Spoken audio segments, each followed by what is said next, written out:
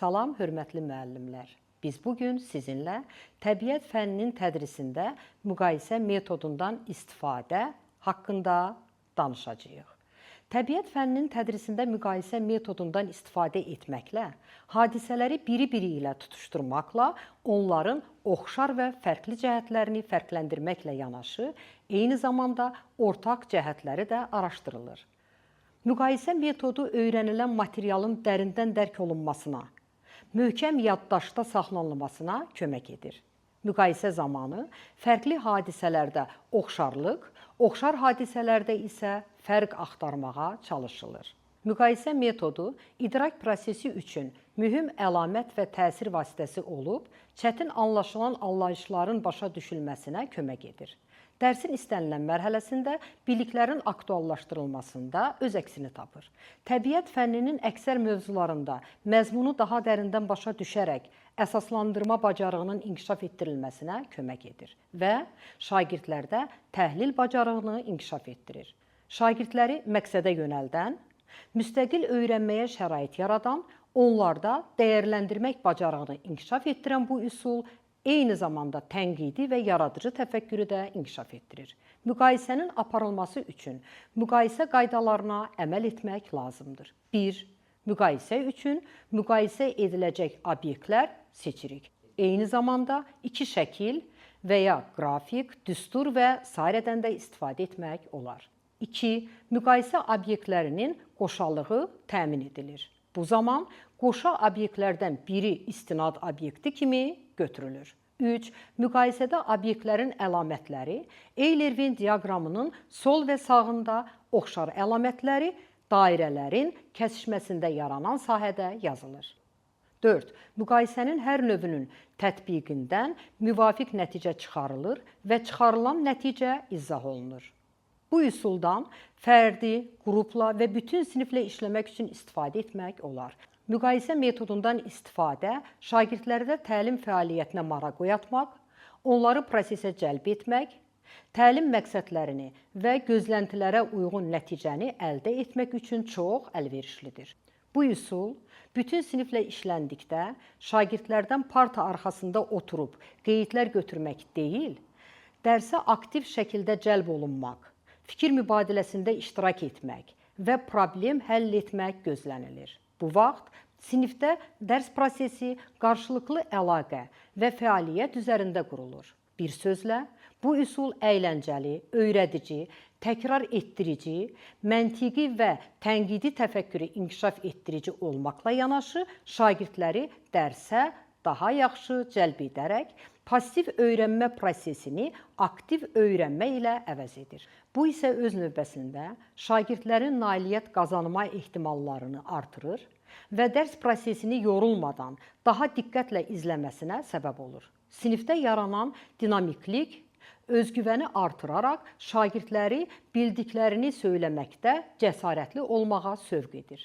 Təbiət fənninin tədrisində müqayisədən yerində və düzgün istifadə etdikdə o, mənimsəmənin səviyyəsinin yüksəldilməsinə əhəmiyyətli dərəcədə köməklik göstərir.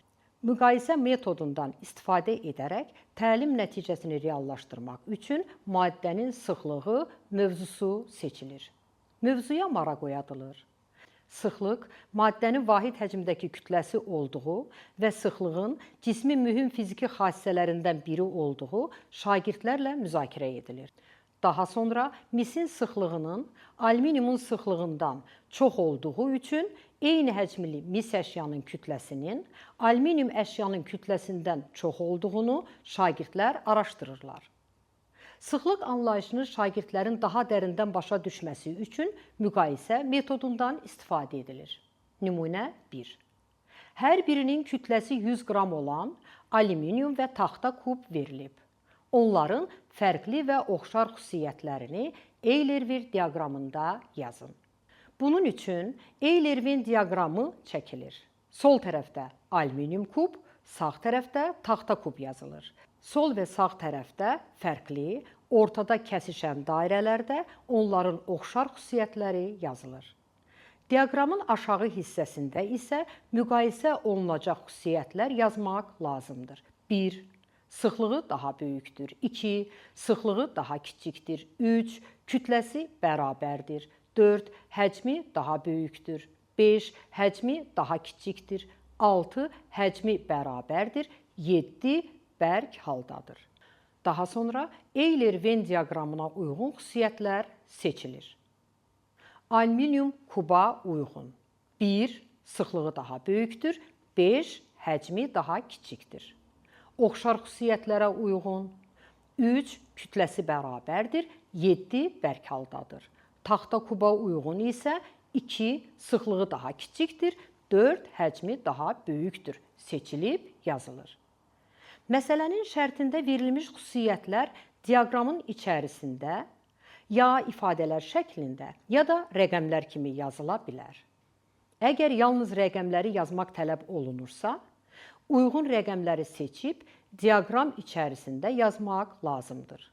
Beləliklə, yazılmış xüsusiyyətlər müqayisəli şəkildə diaqramda öz doğru yerini alır. Daha sonra cavablar təhlil olunur. Hər bir doğru cavabın nə üçün götürüldüyü və bu xüsusiyyətləri niyə fərqləndikləri izah olunur. Bəzən isə verilmiş xüsusiyyətlərin hamısı diaqramda istifadə olunmaya bilər. Məsələn, şərtdə verilən 6 həcmi bərabərdir xüsusiyyəti uyğun gəlmədiyindən istifadə olunmamış qalır. Müqayisə metodunda əsas məqsəd ondan ibarətdir ki, şagirdlərin diqqəti öyrəniləcək yeni kəmiyyətin daha əhəmiyyətli tərəflərinə yönəldilir. Şagirdlər yeni kəmiyyəti müxtəlif nümunələr üzərində müqayisə edərək, həm də əvvəl öyrənilmiş olduqları bilikləri də təkrarlamış olurlar. Təlim nəticəsini reallaşdırmaq üçün hava şəraiti və süxurların aşınması mövzusuna aid müqayisə metodundan istifadə edərək nümunə gətirək. Nümunə 2. Fiziki və kimyəvi aşınmaya aid xüsusiyyətləri Euler-Venn diaqramında yazın. 1. Aşınma hava şəraitinin təsiri ilə baş verir. 2. Bu aşınma səhralarda gecə və gündüz temperaturları arasındakı fərqin çox olmasından yaranır. 3. Süxurların tərkibinin dəyişməsi ilə nəticələnən aşınma prosesi yaranır. 4. Havanın temperaturunun dəyişməsi nəticəsində süxurların parçalanması prosesidir. 5. Yağıntıların miqdarının çox olduğu ərazilərdə aşınma prosesi daha sürətlə gedir.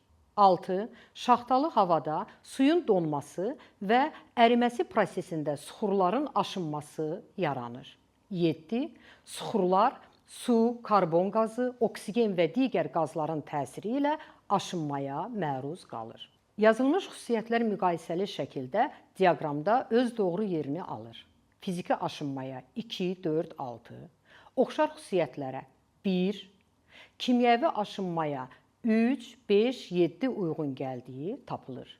Niyə bu cavabların yazıldığı təhlil olunur və bu xüsusiyyətlərin nə səbəbdən fərqləndikləri izah olunur. Göründüyü kimi, bu tapşırıqda verilmiş xüsusiyyətlərin hamısı bu diaqramda istifadə olundu. Təbiət fənninin tədrisində bəzi vaxtlarda yaxın ifadələr şagirdlərdə müəyyən çaşqınlıq yarada bilər. Müqayisə metodunun üstünlüyü ondan ibarətdir ki, ifadələr yanaşı yazıldığı halda artıq onları müqayisə etmək lazım olduğundan şagirdlər doğru yolu seçim etməyə istiqamətlənirlər. Bu da öz növbəsində sərbəst düşünməyə və hadisələrə daha yaradıcı yanaşmağa səbəb olur. Diqqətinizə görə sağ olun.